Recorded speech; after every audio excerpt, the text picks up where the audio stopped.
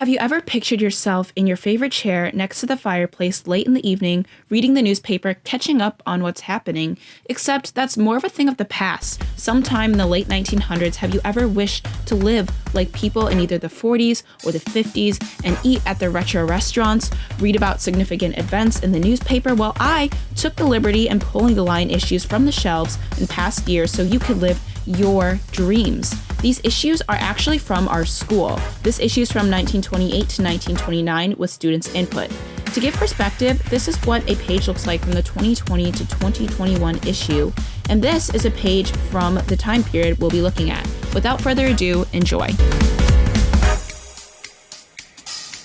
Pete has plenty of pluck, was shown in a Kenosha game when he played over half with a broken rib. That's a gritty uniform. Pete looks like a gritty player. The game's kind of turned a little softer now. Pete looks like he's like a pretty hardcore guy. Broken ribs and everything. Returning the balls to the team. That's gritty. I think I like the ones that we have. We got a little more color here. Obviously, Pete's in black and white. We can't tell. Maybe he's got some orange, maybe some yellow. Who knows?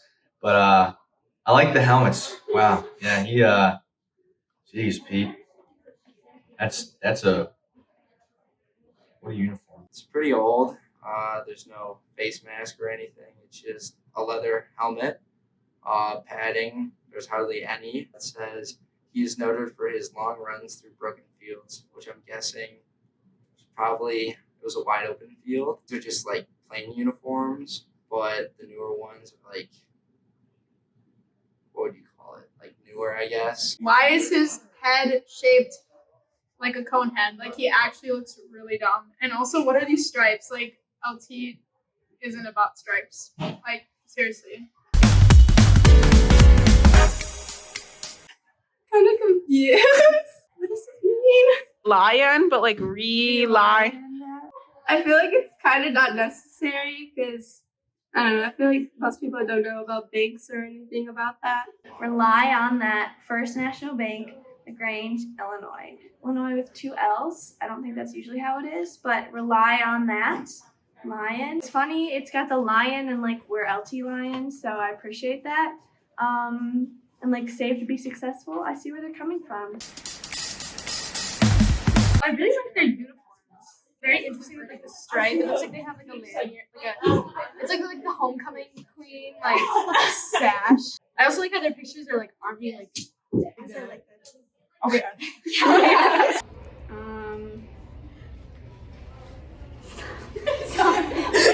His shoes are really interesting. They kind of look like bowling shoes.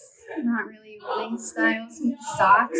Would you run in those now? Not personally. Uniforms, I mean, the style's kind of the same.